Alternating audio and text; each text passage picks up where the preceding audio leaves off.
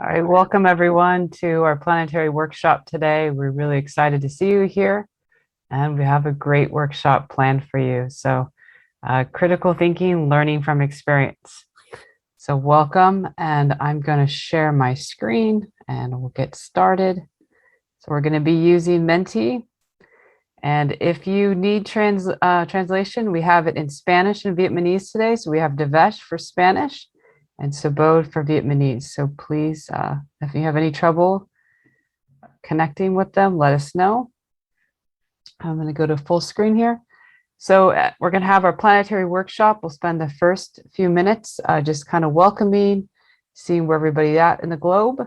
And then we will take 8 minutes and do some chanting meditation. We'll be using Bhavanam Kevalam, followed by guided meditation.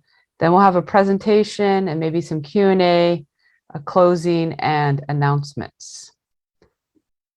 So just to start off the morning or the daytime or the evening, whatever time of the day in the world it is for you, we just want to really understand that PLT is an inclusive community, and all our live events, we want everyone to feel welcome and everyone to feel a part of the community. So the quote that we like to start off the live events with is, "It is our duty to accelerate the speed of human progress. Your endless efforts to broaden and smoothen the path of human movement will render our present existence and your future history inestimable. Shri Shri Anandamurti." So again, everyone is welcome here. Hopefully everyone feels welcome and everyone continues to really enjoy these live events. So it's your turn to be interactive. You can use the chat, but we'd love you to use the Menti. And we'd like to know where you are in the world right now on the globe. So the map is interactive. You can just put your little blue dot where you are. And again, if you need to, you can use the chat. Give everybody a minute to do that.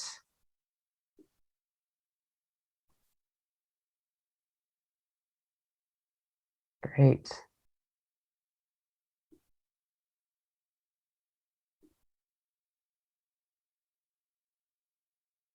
So on the chat, we have somebody from Colombia, Chandrika. Welcome.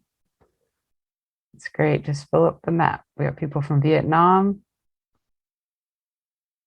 I know we have somebody from Brazil. We have people from Peru, United States, Mexico. It's great to see everybody here. Venezuela.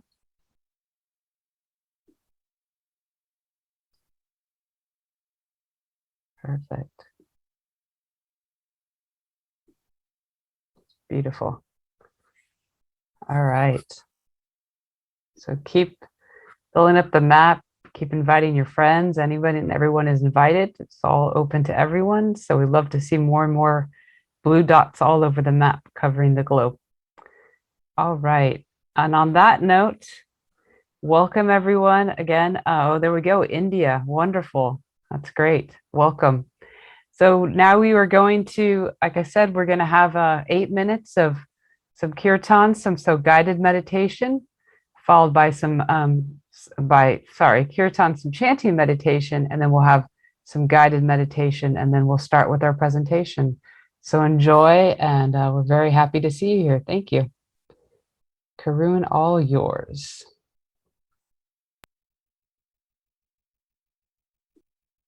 I'm going to sing this mantra, Baba Nam Kevalam. Many of you are familiar with this, but perhaps not all of you.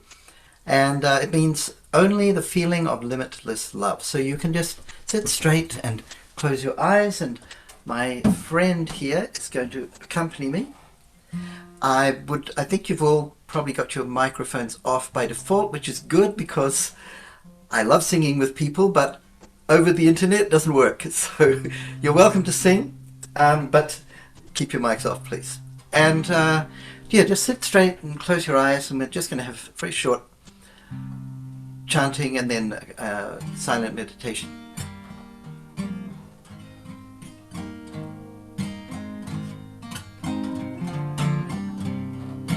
Baba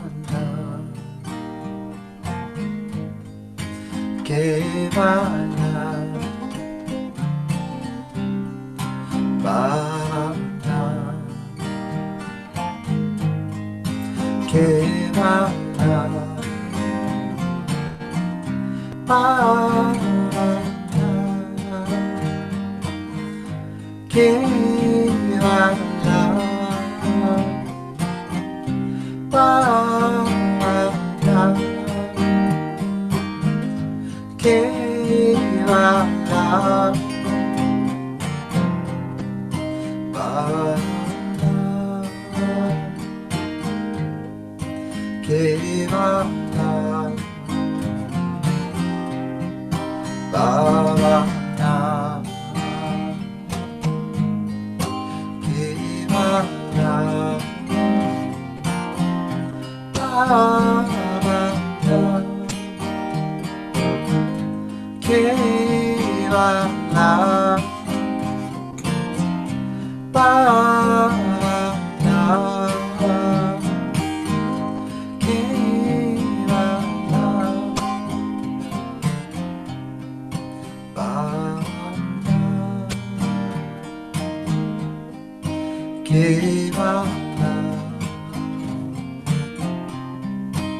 Baba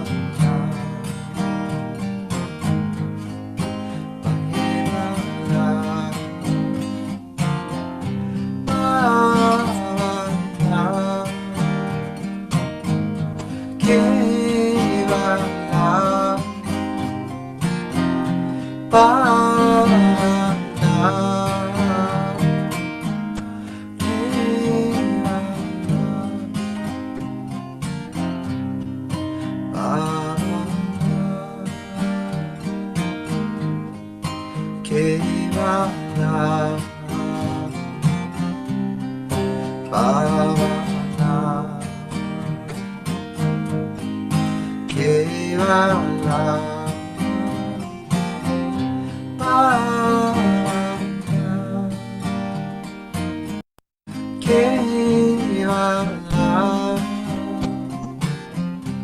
Baba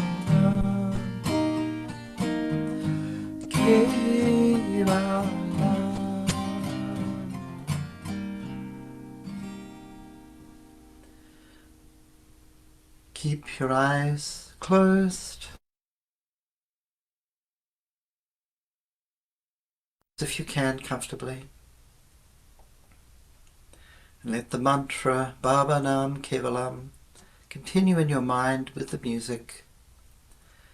And just focus on the idea behind that, this feeling of limitless love. And connect to the source of love within you.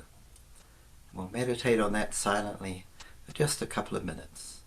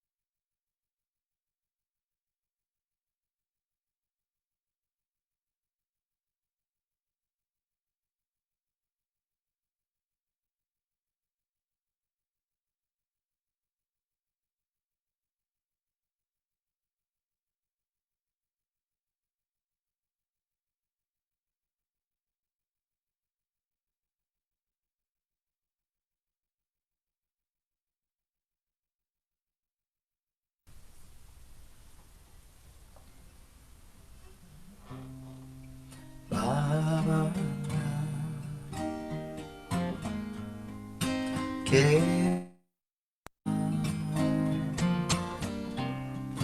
Baba Keva Baba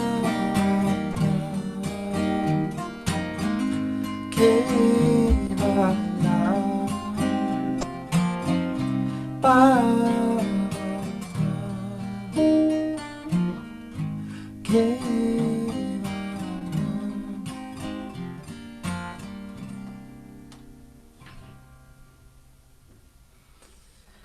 Just take a deep breath. And breathe out and relax, and you can open your eyes.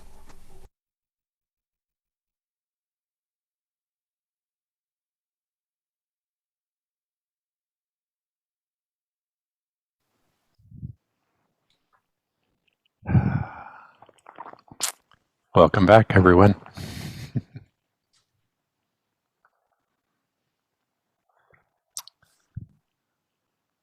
The program can begin when ready.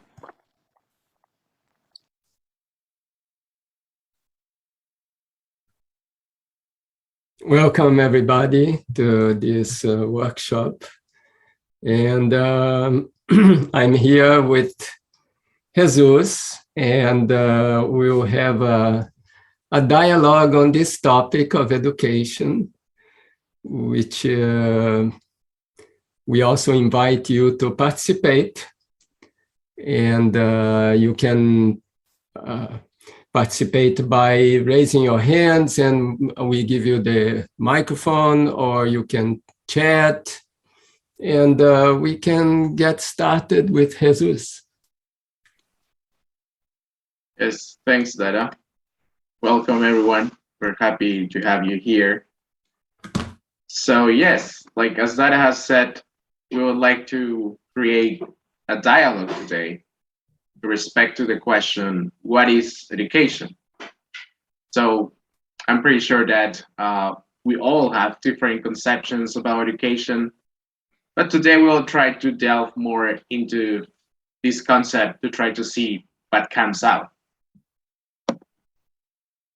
So,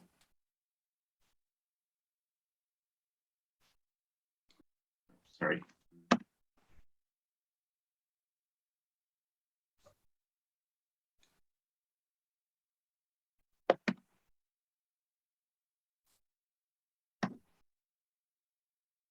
Okay. Technical.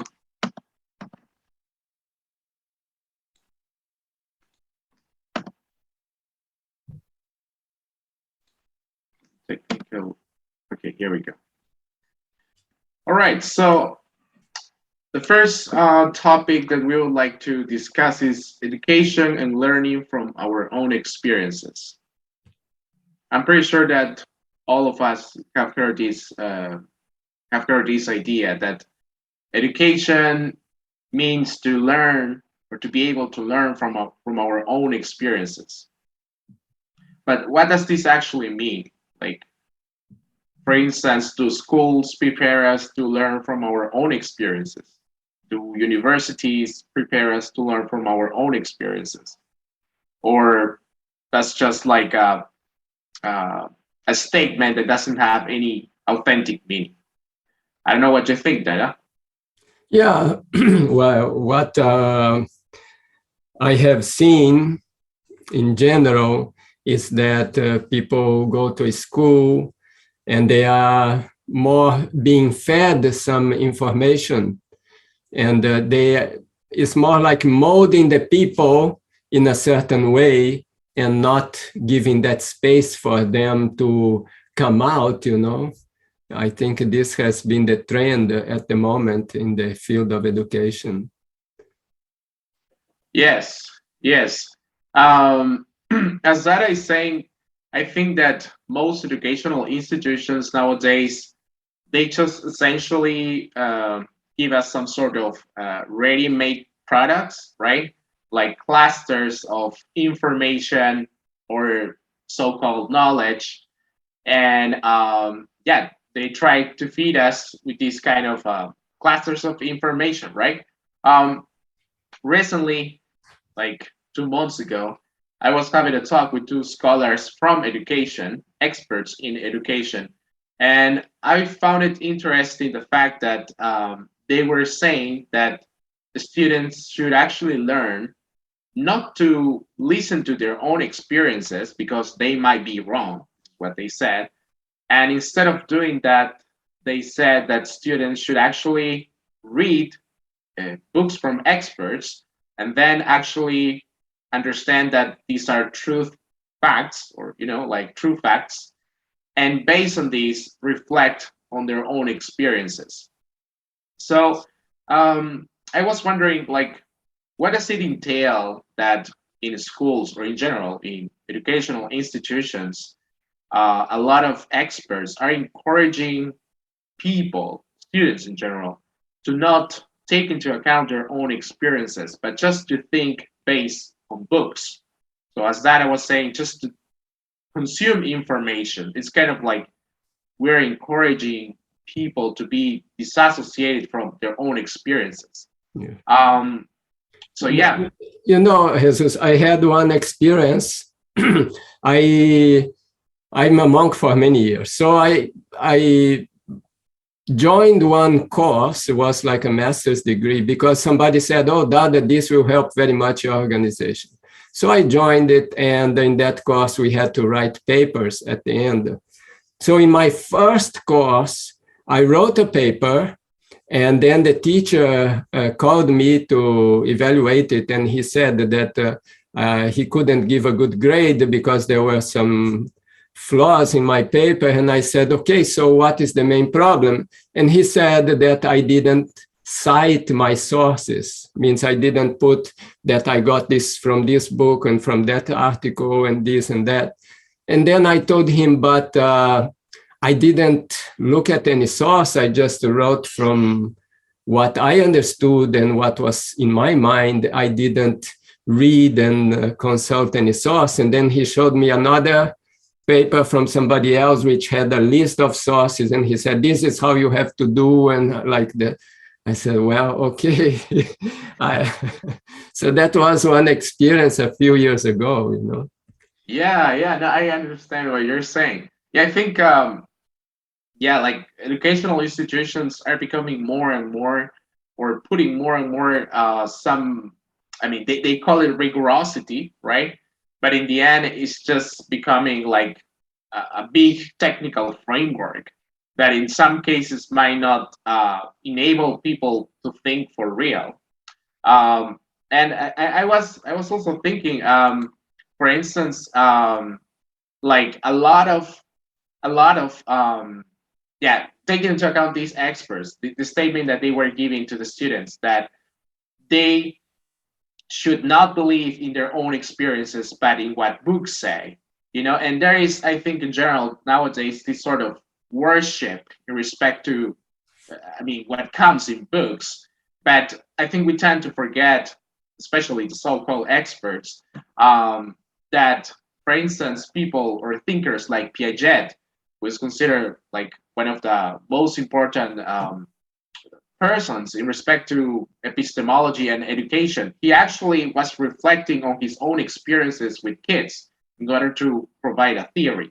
So I think it's good to actually read books, right? Because we can get into a dialogue with important thinkers from other times or other places. But to encourage people to stop thinking on their own experiences, to just tell them like good education is just what you can get from books, it's just nonsensical, I think. I don't know what you think. Yeah, it's true. Because what happens if we think that we are evolving as a human race, it means that what is going to come is going to be better than what was before.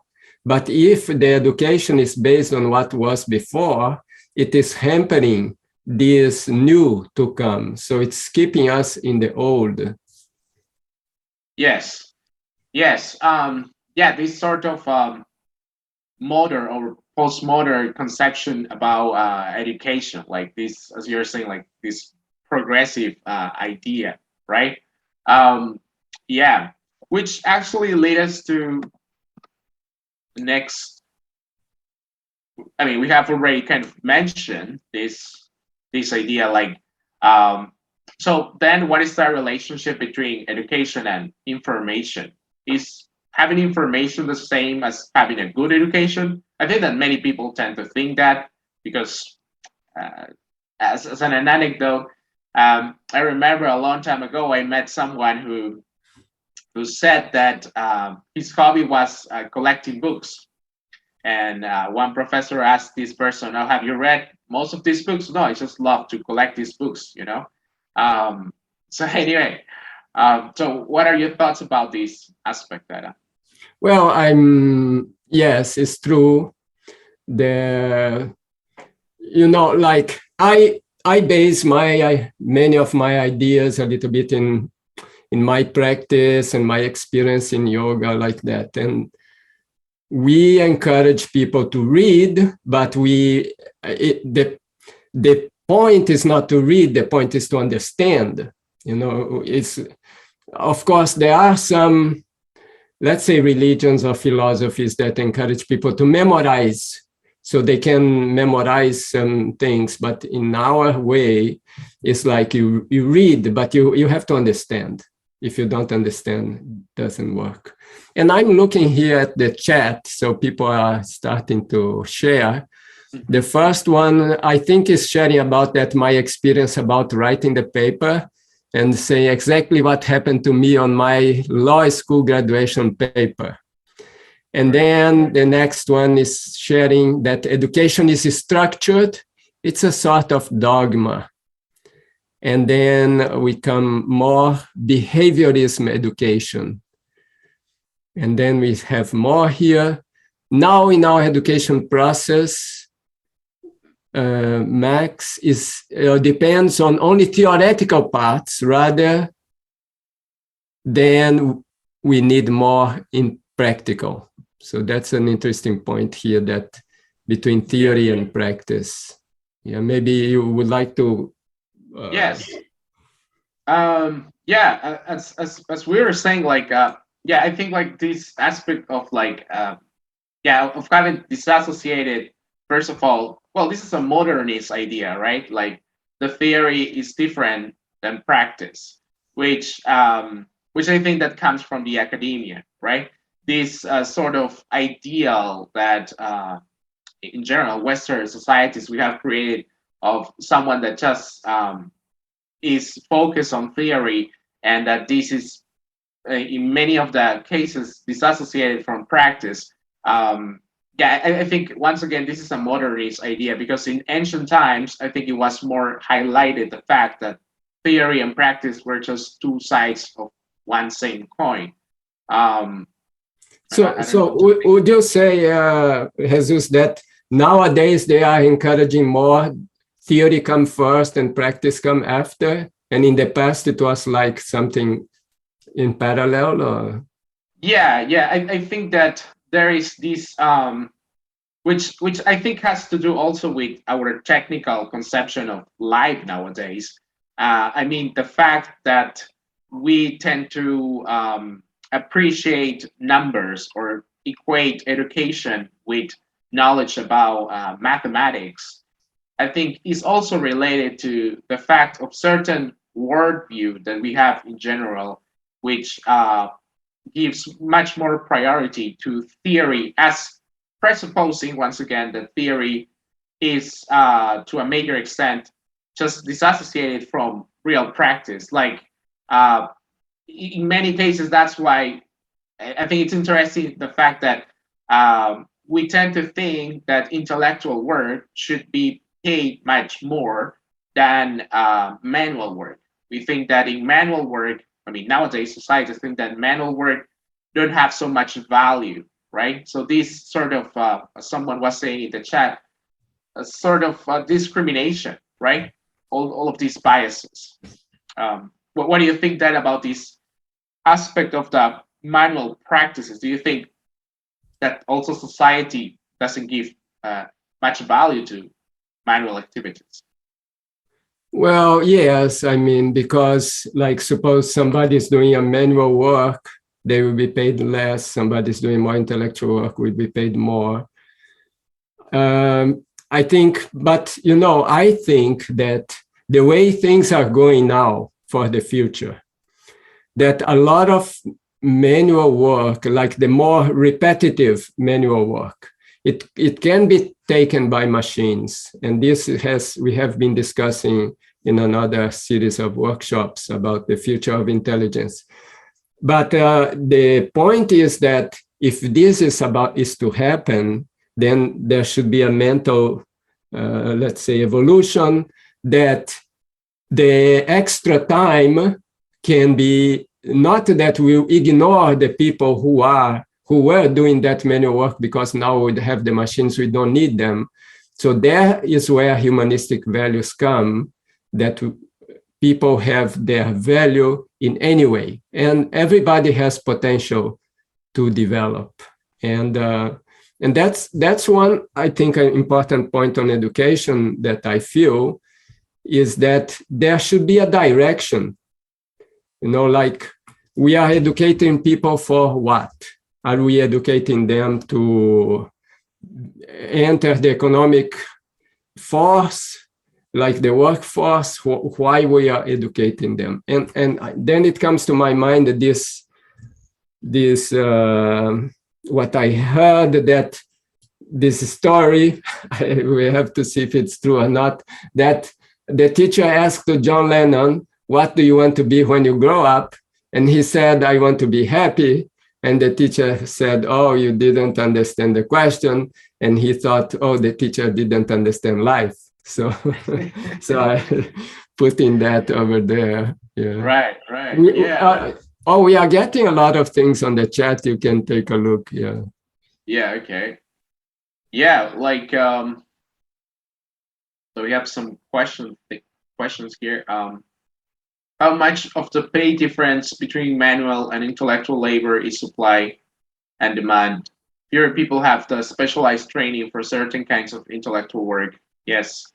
Okay, so taking that question, yeah, and also in respect to what you were saying, Dada, I think it's kind of like, yeah, it is true that artificial intelligence is gonna take the role in many positions that human beings perform nowadays. But at the same time, I think many manual activities are sort of kind of like doing poetry, I think. I remember when I was in studying as a graduate student, we had this poetry professor, and he used to explain that you can learn all the rules, you know, to create a really good poem, like all the metrics, all that stuff, you know, which is technical. And then you might try to produce something that you would consider a beautiful poem. However, it's kind of it's difficult to explain, but you kind of feel something different when it comes from an inspiration, a poetic inspiration in this case. So I was thinking, for instance, here where I live in Peru, people, I mean, our culture has developed a lot based on food, you know. Sorry, there's this cultural value of food and this idea of love related to people that cook for you, you know. I mean, when someone cooks something for you, it's because they love you, they think.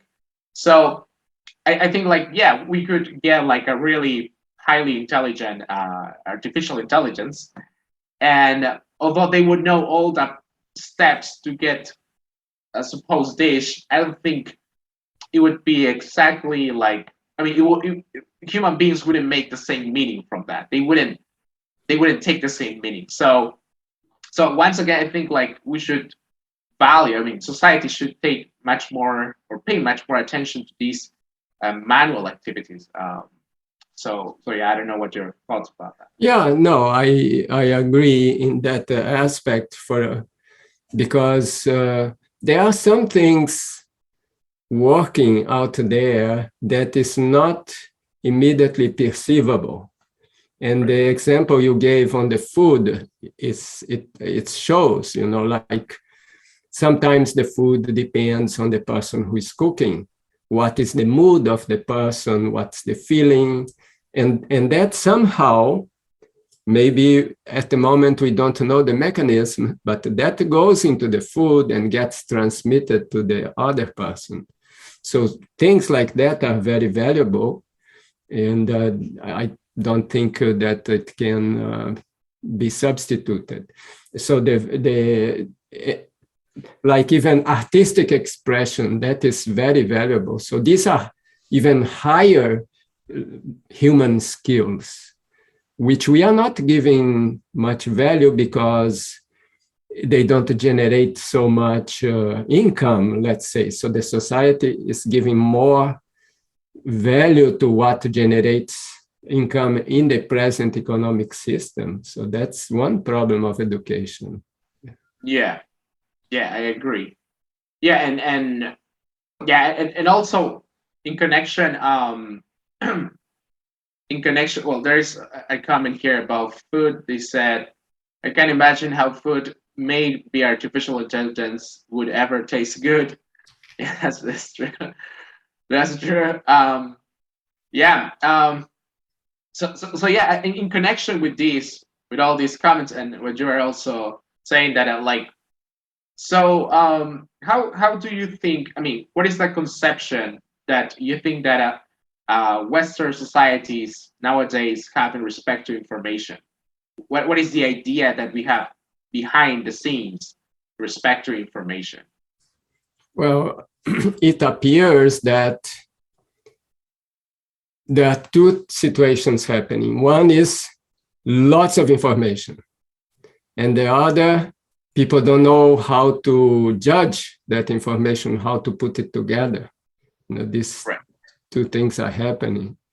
And besides that, the society also tends to prefer information that leads where they want things to go. So right. Many aspects are there. That's why I was mentioning in the beginning that this direction where we want to educate for.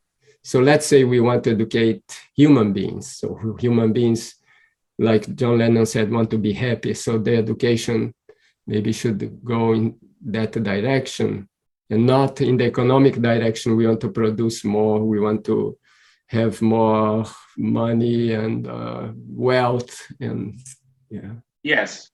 I agree with you, Dada. Definitely. I think, as you were saying, this idea of more production, I think that nowadays Western societies tend to have this, well, it's a long story, right? But this accumulative perspective in respect to information. The more information you can have, kind of like the more money you can have.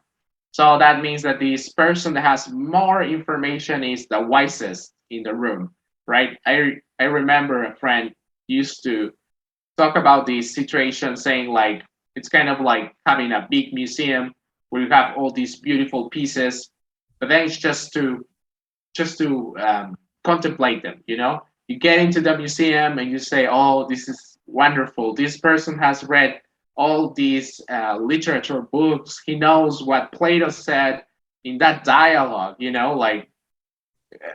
Maybe you'll sound a little bit strong, but as one professor used to say, like who cares? I mean, if that doesn't have any real use or meaning to solve problems, I mean, it's just kind of like decoration, right? So I don't know what you think that don't you think that information has become to a certain extent in some kind of decoration, like as being well educated means like to know anecdotes, like details. Oh, this author wrote this book, or oh, like in this book there are 3 characters, right? I don't know what your thoughts about that. Maybe in some circles, they are going in that direction. Yeah, I think and they maybe trying also to make people who are don't have that kind of, let's say, information. Maybe they are inferior or they are not developed, and that can also create like classifications amongst people. Yeah. Yeah, and then also in relationship with this, there comes the fake news, right? Which is Oh, yeah. information, is information, and it's interesting. I think people need to understand, or we all need to understand in general that we can have two kinds. We could say two kinds of pieces of information, right? One piece of information that we could call it fake news, and which essentially is, we could say, a non-justified piece of structure of meaning, whereas we can have like real justified information, which eventually can become into knowledge. So yeah, as you were saying, I think that we just tend to try to get the information that kind of justifies what we're already thinking. So that kind of correspond to our biases and prejudices. So yeah. Yeah. I think it's good you touch on this fake news thing. I think it's one of the big problems of, let's say, our information age, where anybody has access to means to distribute information. So then fake news goes together with other news, and everything goes in the same channel and is reaching the people. And then it comes that maybe people don't know how to discriminate from one or the other.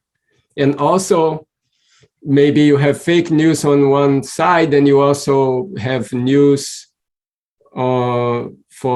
based on certain interest on the other side, and then it becomes very difficult to find what's the real valuable information that is out there. Yes, and I think in respect to this, it's always important to have in mind these so-called epistemic virtues, which, I mean, there are many types of epistemic virtues, but some of them is that for something to be meaningful, it needs to be based on experience. It also needs to be coherent. It also needs to be non-contradictory, and it needs to be useful. So if a piece of information is not based on experience, is incoherent, it has some contradictions with some other knowledge that we have, and it's actually not useful, I mean, we might not actually be in front of justified information, but just a confirmation of our own biases. And in relationship to this, I think it's also important to highlight the fact that we tend to forget that information is actually a certain interpretation of data. It's not truth. It's not like facts. Information is an interpretation, and actually also knowledge is certain interpretation of things.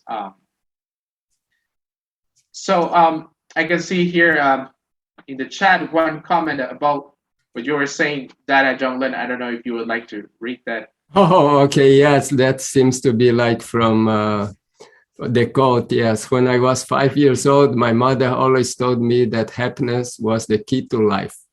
When I went to school, they asked me what I wanted to be when I grew up. I wrote down happy. And then they told me I didn't understand the assignment. And I told them they didn't understand life. Yes, okay, so that was the point. It's the anecdote, right? Yeah, so I think people forgot that the main thing is the happiness point, And then we have all this information, all this knowledge, but is it taking us as human beings towards happiness or not? That's one key point, I think. Yes, which lead us to actually our next aspect of discussion: education and thinking. What do you think about that, Dada? Well, as we are talking now, it seems that we are looking into education nowadays, that thinking is not being encouraged. Means it's encourage more absorbing information and retaining the information, but the thinking part is not being encouraged. That's what is coming up in our discussion. Yeah, I think, having studied philosophy, one of the most interesting ways of reasoning for me is phenomenology, as I always, or probably some people here have heard me before. So I think, once again, educational institutions tend to overemphasize the acquisition of information. It's kind of like that's the goal of education. The more books that you can consume. So it's interesting also this that we have a sort of capitalistic approach to education, and also in respect to books. We want to consume more information. The more information, the better quality of information that we can consume, the bigger we get in terms of knowledge. But then I think we tend to forget, as phenomenology would say, how to read our own experiences. It's good to read books, but how about if we start trying to read our own experiences, which means to apply the same activities that we apply in respect to the information that we see on books, which is analysis and synthesis, right? Which is something that Baba also explains, I remember in some of his books. So the fact that we overemphasize the acquisition of information or reading in detriment to thinking, I think has led us to the situation where we are, where it's difficult to get real thinking, right? Yeah, I'm seeing some things in here in the chat. There is one from before, where it's like, my graduate work completed 15 years ago emphasized theory and field research to understand the real world. My advisor said I was accepted because of my activism. Okay, so that was one comment from before. And now one comment just now. I think that they both had their reasons since they came from different angles, practicality versus personal fulfillment.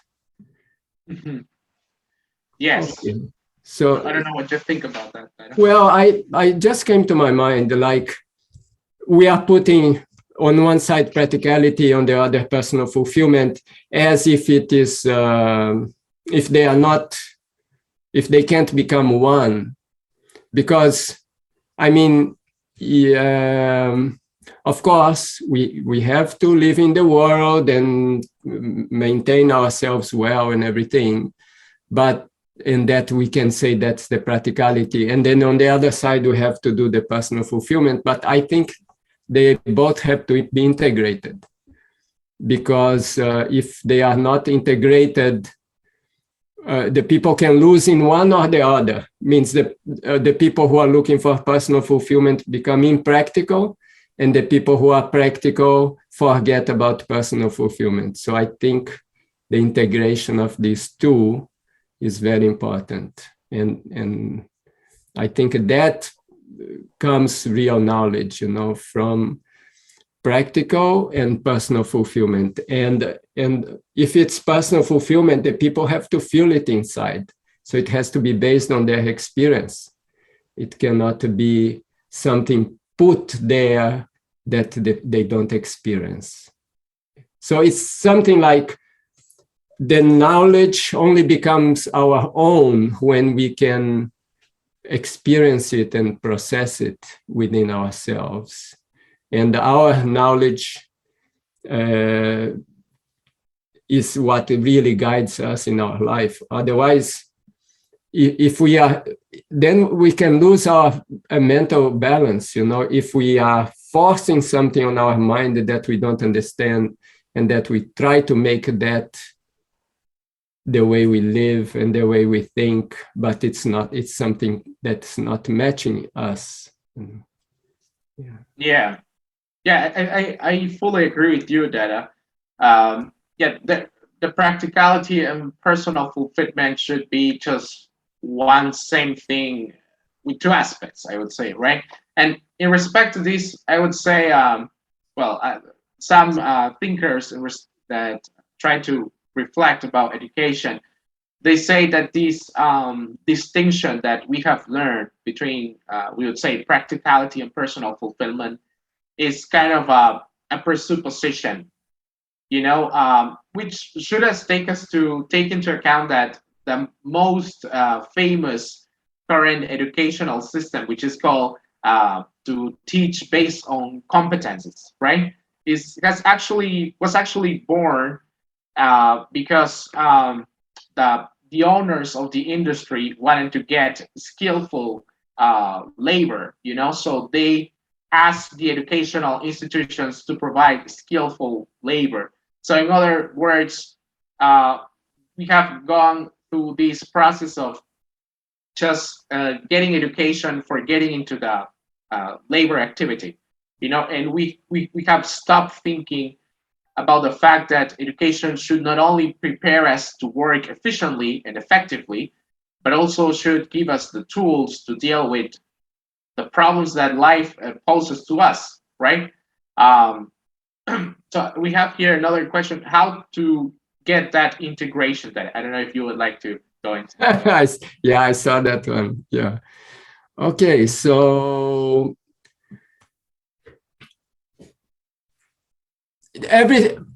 okay, this is my view. Okay, everything is already integrated. Means the whole external, what is happening in the external world, like in our day-to-day life, is happening in that way because it's supposed to help us in this movement towards fulfillment. Means the whole thing is one already. But now we are not seeing it. But we are not seeing because there are these ideas that give much emphasis to what they say practical. It means to produce more. But why do you produce more? You produce more because if it's needed to fulfill what people need. So that in our economic system, it's not taking that into account, that they have to produce, they have to do everything for the welfare of the human being. And let's say, taking in consideration all the other beings in the planet.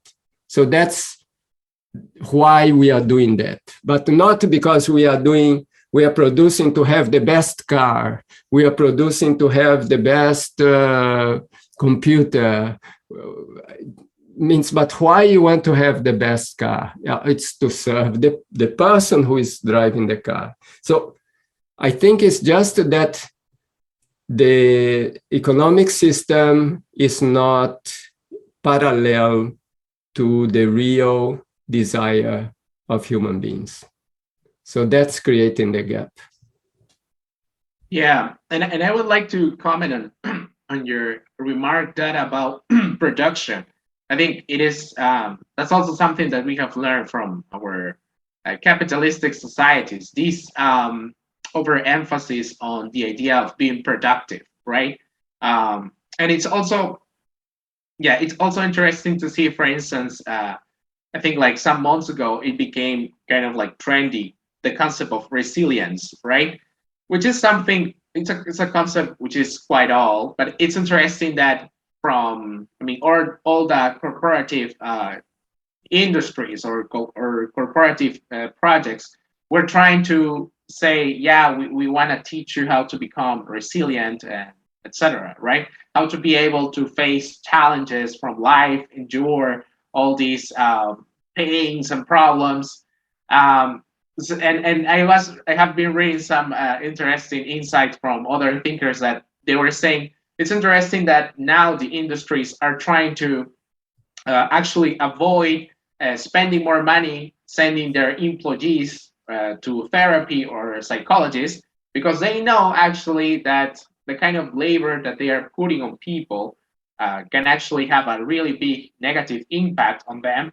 So instead of actually trying to address that for real, let's just teach them in a nice way this activity or approach, so they can, resolve that issue. So we just kind of save money, and all of this because of the idea of trying to be productive, And I think that we tend to forget that. I think that probably all of us have experienced that sometimes we can be reading a good book, and then like we can be, oh, I want to be productive, I want to finish it in 1 week, because I have an exam, etc. But sometimes the best insights that we can get from a book come from times when we are not productive in respect to the book. We just stop reading because like a thought hit us, and we just start reflecting on that, So yeah, I think we have another question in the chat. I don't know, Dada, if you, before we continue. Okay, I will look at that. Yeah, I think, yes. Okay, subjective approach with an objective adjustment. That's from New Humanism. It's super hard to balance in real life if you live under capitalism or materialistic world. Okay. So that's that same point. Let's say the capitalistic world, they want you, like you were mentioning this idea of productive. They want you to be productive, to produce. And so in that capitalistic world is very competitive. Companies are competing with each other. So each one has to push. It's like you have a dog sled race, no? So you have to hit your dog harder so that it accelerates more. And the other one will also hit harder. So they are both racing and the dogs are suffering. So in the same way, we are the dogs, and these companies are hitting us hard so that we accelerate.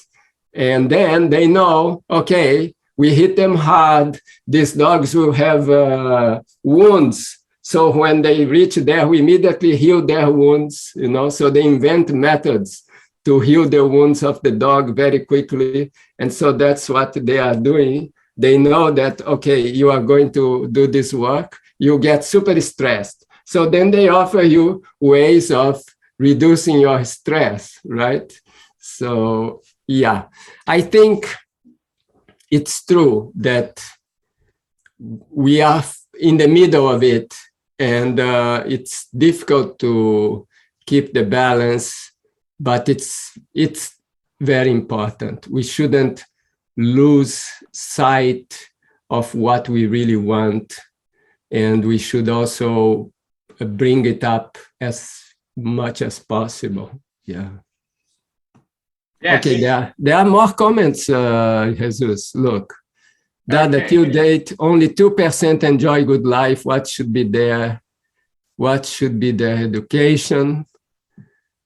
Okay, 2% enjoy good life. Well, it's very, I'm not sure if he means the 2% that are very rich, because even those 2%, maybe they don't really enjoy life. Maybe they are frustrated. They have this so much wealth, but how much you can utilize? I mean, if you have 20 houses, you can only be in one at a time. So I'm not sure if we mean that the 2% are the people who are really happy in spite of the circumstances, then maybe that's the point. Yeah. And okay, and I have another one quote here. I have never let my schooling interfere with my education. Mark Twain. Yeah, that's a remarkable one. Right. Yeah. So in relationship to your last comments, and also what our audience has been sending through the chat, this has to do definitely with the relationship with education and personal growth and satisfaction. I think we're already touching on that.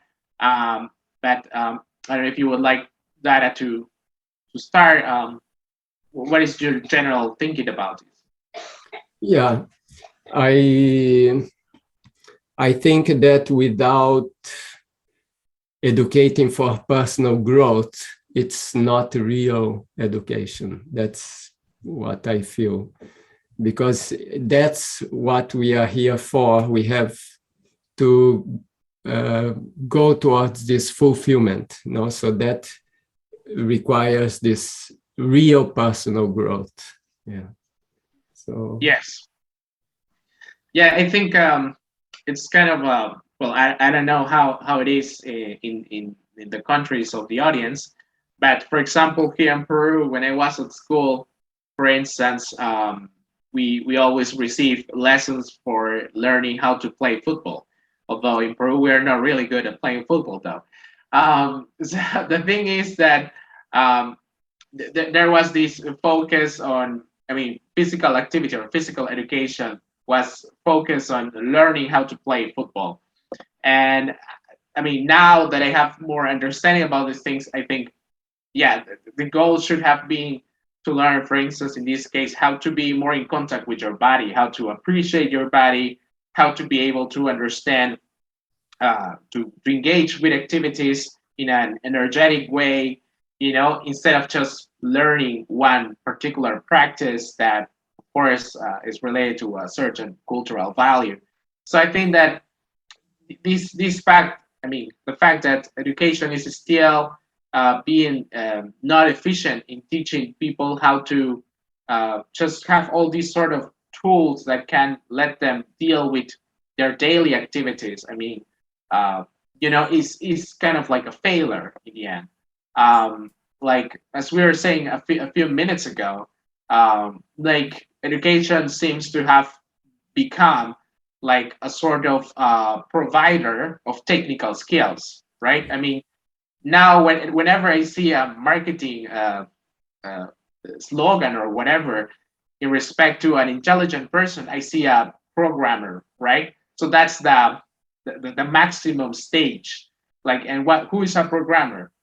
Well, I mean, of course, what programmers do is awesome, but if we think that this is the goal of education, just to have a technical mind that knows all sorts of procedures, and then you just kind of apply them in order to, I mean, yeah, you can apply them certainly in a creative way, but if we just think that education is reduced to technical knowledge, then I think we won't be able to get out of our dissatisfaction and all our psychological problems that we are having also because of the pandemic. yeah. Yeah. Coming back to the point of the body that you mentioned, that they thought physical education teach them to play football, but now the other point is the mind. They ignore it. They don't. The mind is more like memorize this and memorize that and learn this small thing here, learn this small thing there. So both approaches, like to the body and to the mind, were very disconnected with the idea of real human life, what human life is for.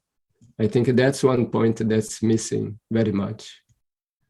Yeah, definitely. This modern conception that one thing is our body and the other thing is our spirit, we could say it, right? Or we can call it mind or soul. There are many ways. I think like this hasn't also helped us to actually confront the challenges that now we're facing, like climate change, right? That's one aspect, for instance. The fact that education has focused for so long on technical knowledge, it has given much more priority to being skillful at doing things, right? To be able to produce the best car, to be able to produce all sorts of these technical objects. That's, it's in the end creating a big problem because we have forgotten about how to care about nature, how to care about the others. I think we have also in respect to this a comment. I don't know, Dada, if you would like to address the comment. About the education system. Yes. I think the education system set up all the bars for the dogs to jump over. The dogs are too busy to think, then they forget how to think. Yeah, means it happens. You know, I studied long ago, no? So, but I come in contact with many young people today that they are in the university, they are pursuing some degree, and I'm amazed of how much they have to write, read, and it doesn't give them any extra time to think, because they have to read so much and then they have to write so much. So they start reading, and what they read, they put in the right, they cite, they quote it from here, from there, and they don't use much, as we are talking today, the experience. And then I also meet young people, maybe they just finished the college and they think they know a lot. And then they want to become consultants, you know, because in the college, they got all this information, which theoretically works, you know, like you mentioned about theory and practice. Theoretically, it works, and then they become consultant, but they have never practiced it. They didn't see how it really works, you know. So I do think that the education system is overloading the people on the side of information and maybe stimulating on the side of thinking. Yeah. Yes. Yeah, that, and I also think it's interesting to bear in mind that I mean, many of the most important thinkers that have provided us in many aspects in the religious realm, the spiritual realm, in the scientific realm, all these great minds that have provided us with interesting insights about the world and life in general, they have never been actually so well suited for the educational systems. I mean, many of them were rejected from school or ended up leaving school, or they were confronted with schools. I mean, in some cases, maybe some of you or all of you know about this educator from Brazil, who's very well known. His name is Paulo Freire. So he was even, for instance, sent to jail, you know, and he was promoting this learning how to think. He says that in his books, he says that it's important that students learn how to think. So it's interesting that our society sent these kind of people to jail, you know, and I have also been reading about other cases in countries where the people that were encouraging critical thinking, that their books were banned from by the government, you know. So it's kind of like, yeah, as the other day I was talking with a friend, why would the industry need a critical thinker? They don't need that. They just need someone that can do the job in a good way. I mean, if, for instance, let us say that I'm a business person and I need a website. Yeah, I can say I need this person to think critically so he can create a nice website. But I don't really need that this person can think ethically, you know, to finish the job. So if we see it in this perspective, it's kind of like our way of living doesn't promote critical thinking. Or critical thinking is in the end just reduced to technical activities. I have heard also from educators saying like, yeah, I want to learn the techniques for teaching critical thinking. Yeah, but critical thinking is not a technique. It's not a technique. It's actually a certain approach to things. So either you learn how to think or you just learn technical activities. So once again, this idea of reducing thinking to technique, I think that's one of the main problems. Yeah, it's true. Yeah, very true, actually. So yeah, someone here would like us to talk a little bit about his idea of conscientization.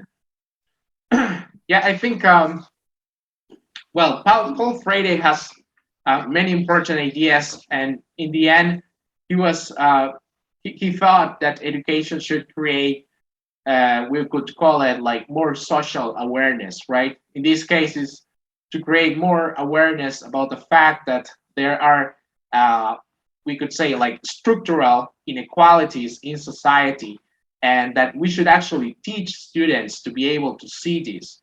Like I have some months ago, for the first time, I read an article.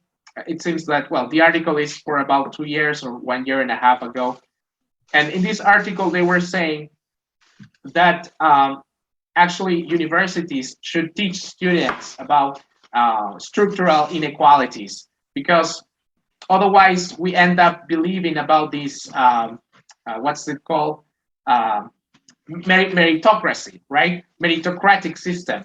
The fact that we still have people that believe in the myth of meritocracy, right? This myth that if we fight really strongly, we will be able to get to the top. I mean, it's just not true. I mean, there is a lot of evidence that actually gives or shows that contrary.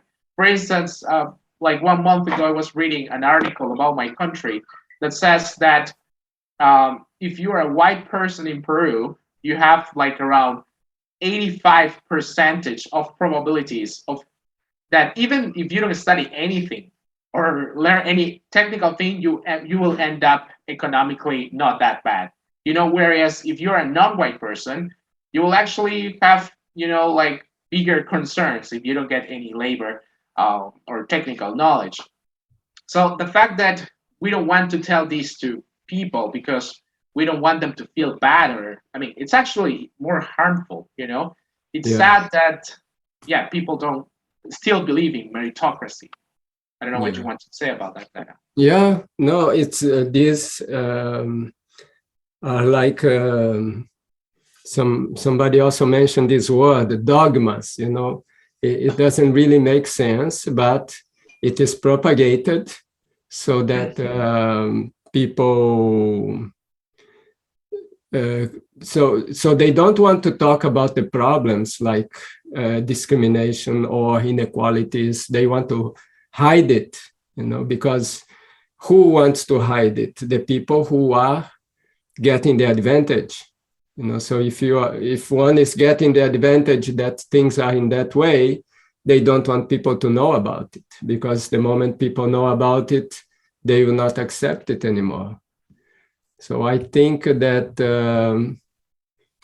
I mean, you know, we have our system of education, like the new humanistic system of education, like that, which is a different approach, but this is like negligible in the education context of the world. We may be just like a little drop of water. And also in the education system, like if you are a private in education, then you need to survive. And to survive, you need to receive funds that will come from the system. So now you cannot go, if you go against the system, you will be always in financial difficulties. And if you want to resolve your financial difficulties, you go with the system, then you get so everything is set so that it perpetuates itself. And this inequality is there, but because Paulo Freire, he was bringing it up, so he was persecuted because they didn't want him to, why you are telling this to the people, just shut up. No. Yeah. Yeah, and like based also on the comments, someone says, for instance, what can we do as individuals and as a collective to change this? And then we have at this stage, students took education for gaining only employment or self-employment. But actually, what is the basic need of education? They don't know, only run to serve a secure life. Yeah, I remember, when I was much younger and I was in the first years of philosophy, I I used to have this this interest because I used to have this idea that that the people that were not trying to think critically, that they were just in general unethical, you know. But then I actually realized that yeah, I was just seeing one aspect of the whole picture, because yeah, it's also easier to be able to study philosophy when you have certain conditions, you know.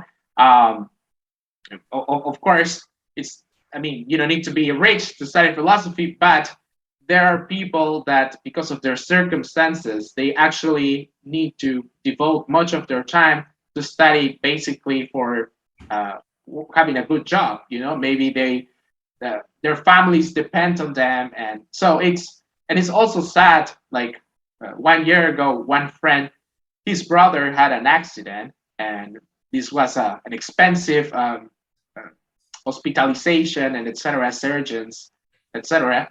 And my friend told me, he also has studied philosophy. He told me, it is sad that I would like to, you know, help my brother out with some money, and I just don't have enough resources. And we were thinking, yeah, it's interesting that the people that try to actually think and encourage critical thinking are actually kind of punished by the system, because the system doesn't enable spaces for you to do what you have learned.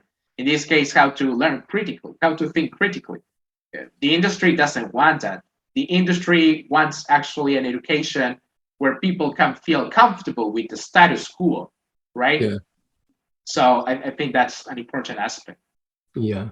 I think one of the things here on what can we do as individuals and as a collective to change this,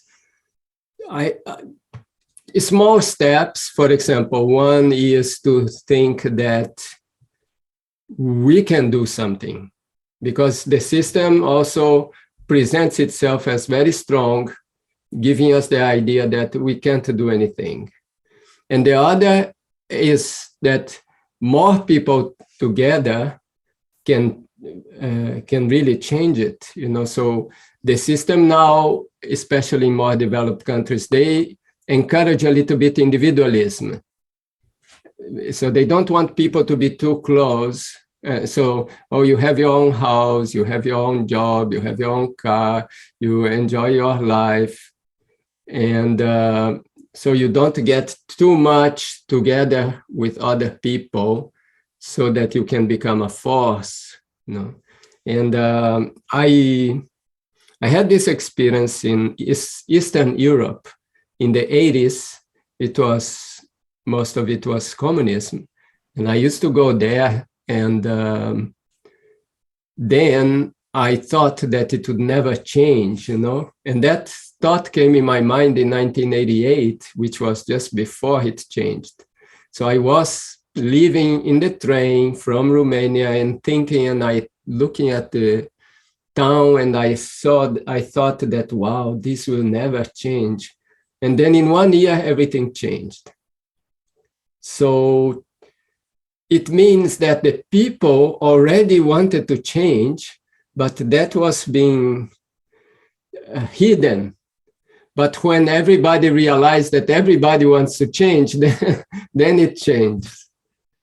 So we need to realize that the same way we are feeling, lots of people are feeling. And if only we can connect with those people, and things can change even quick. Yeah. Yes. Yeah, just one last remark in respect to what you're saying, Dada. Like, yeah, the industry doesn't give spaces for people. I mean, individualism doesn't give space for people to dialogue, you know? And dialogue is the central mechanism for creating democracies. So the fact that individualism disables this engaging dialogue with others, doesn't actually help democracy, which would be, according to what we know, like one of the best political scenarios. So yeah, well, I think we're already on time, So I don't know that you would like to comment on the last chat message or? Okay, let me read this one. There are two here. One is this one. At this stage, students took education for getting only employment or self-employment. But actually, what is the basic need of education? They don't know, only run to serve for a secure life. Yeah, that's a little bit what I mentioned about individualism, that they tell people, okay, you learn this, you get a good job, you have your this, you have that, you have security. So people go. So I think we talked about that. The next one, we know we have to consider the future and the needs of coming generations. Many people understand the concept of carrying capacity and the limited ability of the natural world to support human life. I see. Well, I do think that our planet has capacity to support much more people than we have at the moment. So it all depends on, I mean, we have a lot of technology, we have a lot of things that can produce food, and it's just to use it in the right way. You know, I think we have very good capacity if we use it correctly. Yeah. So you want to comment on that, Jesus? Yeah. Well, in respect to that, I would also like to remark that, throughout this dialogue, we have raised a lot of critiques against this overemphasis on information. But yeah, we certainly don't want to say with that reading is bad, right? What we are saying is like the approach that we're having in respect to reading might be dogmatic or inadequate.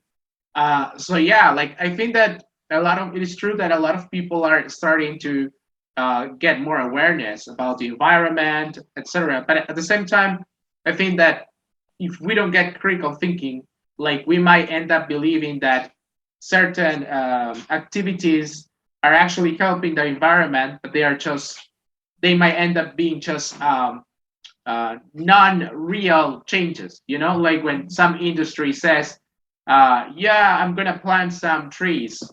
Yeah, but they will keep doing the same thing that they are doing, which is actually much worse than what the planting trees are not really going to help at all, you know? So I think that we have to be aware not to fall into these traps because the industry is really smart. I mean, they have really smart people that are trying to paint things in such a way that we believe, oh, they are good people. You know, I mean, like they are doing a wonderful job. They are they're planting trees. I don't know. So I think that we need to keep that in mind.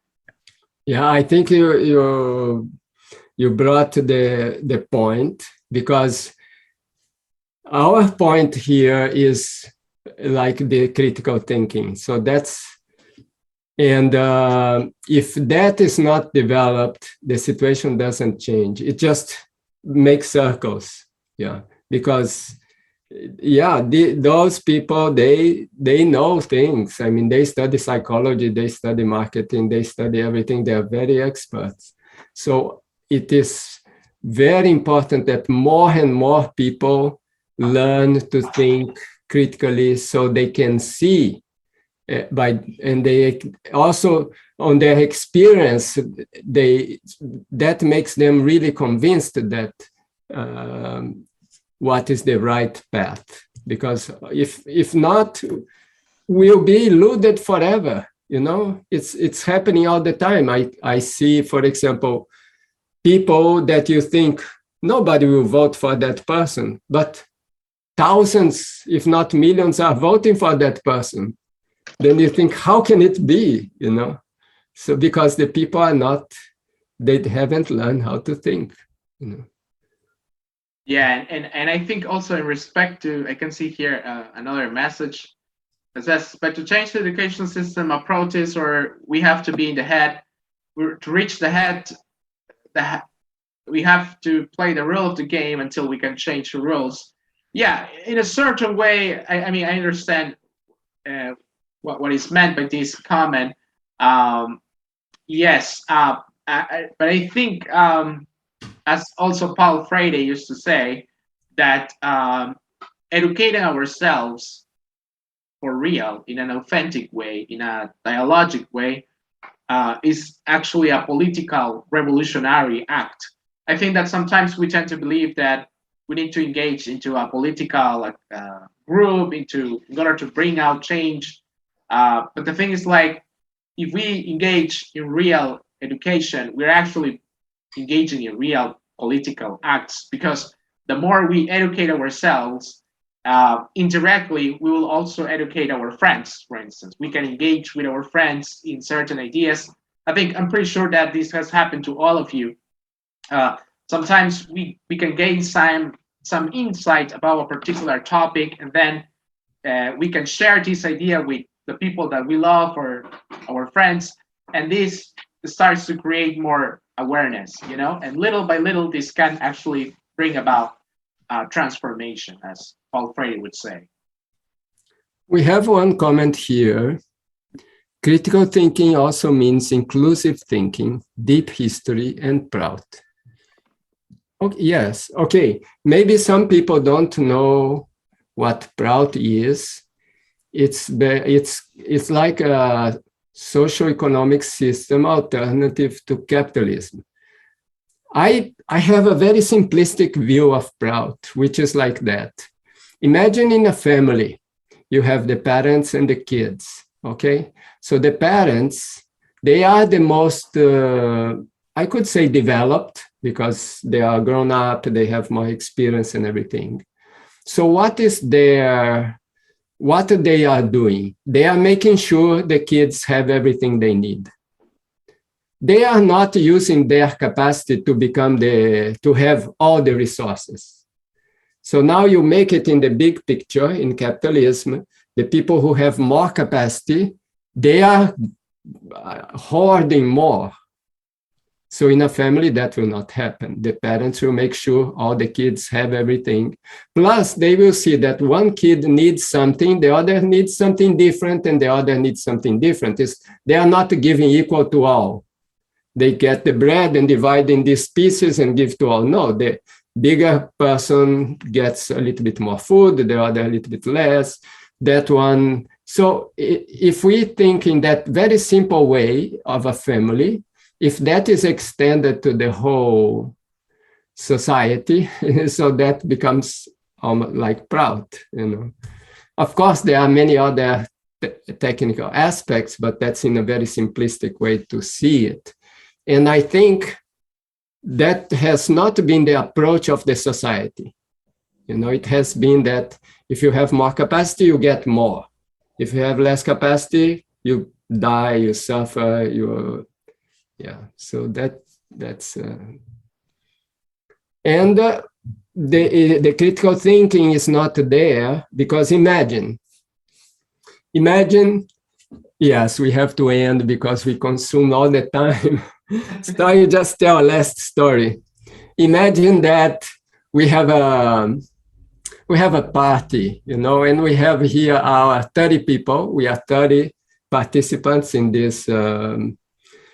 this meeting. So we have these 30 people, and we make a big cake. So what kind of cake you like, Jesus? Sorry, can you repeat the example? We have a big cake for a party that we are all 30 here participating. Okay. Well, I love cake, but of course, I would like us to have a fair share, all of us. Oh, yeah, but you see, now what happens is now we have this big cake. So because me and you, we are the presenters. So we take 90% of the cake, right? Mm-hmm. And 10% we can give to these 28 people who are there. Yeah, of course, that would be unfair. And then the next day, they will write in the magazine that here are Dada and Jesus, great people. They took 95% of the cake and left 5% for us. And they put our photo, these great people, see. So this is Yeah. what's happening in the world because we don't have critical thinking. Okay, so I stop here. Yeah. So just one last thing. Yeah, I agree with Feng Shui. I think that's how it's pronounced. Yeah, in a way, of course, we shouldn't be afraid of that word. Okay, so well, I hope that you all have enjoyed the dialogue.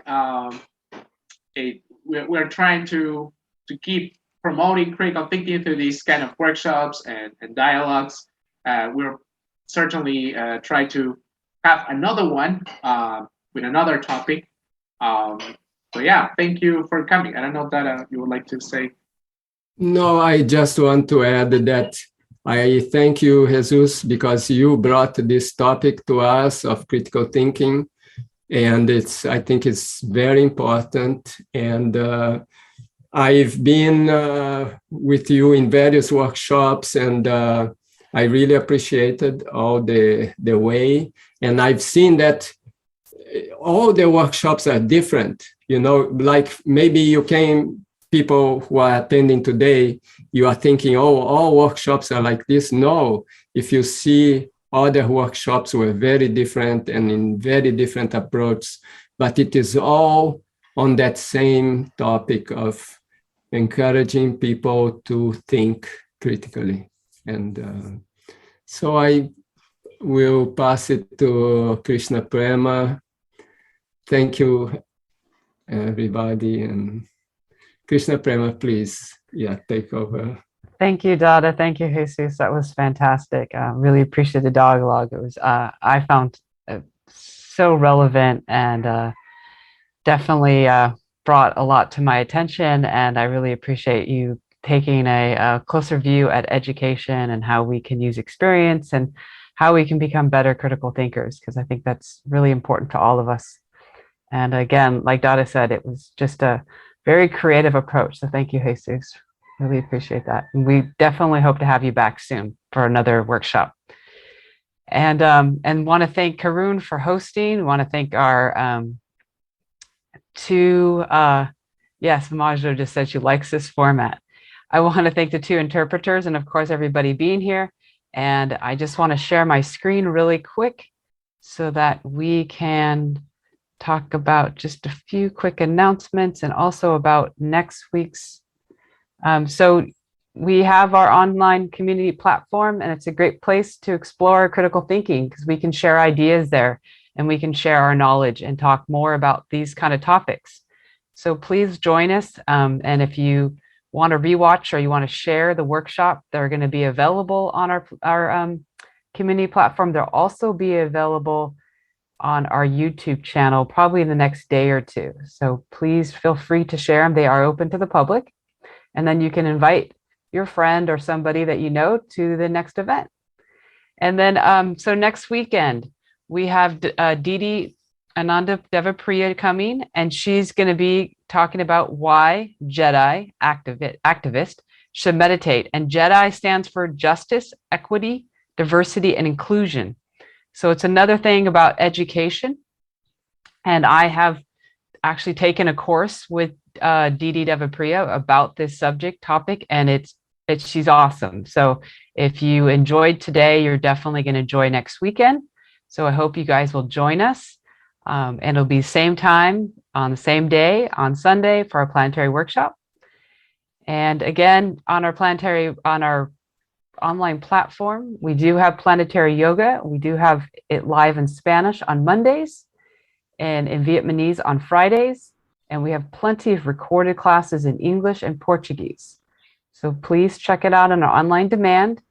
And it's a great way to get into a routine.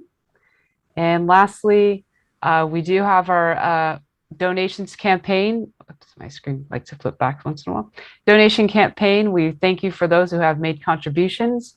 And we are running this campaign to keep doing things like this, to offer free workshops, free online platform, free yoga classes. So, and also we're hoping in the future to be able to offer something to our translators and our host and because they just do such an incredible job every weekend. So we really appreciate their efforts. And again, thank you for coming. We do have a poll, I believe, to post up that we love your feedback. And we wish you a wonderful day, evening, whatever time it is in the world for you. And thank you. I'm going to stop share. Yeah, so we do appreciate your feedback, and I'll give you a little bit of music as we answer the poll questions and say good day to each other.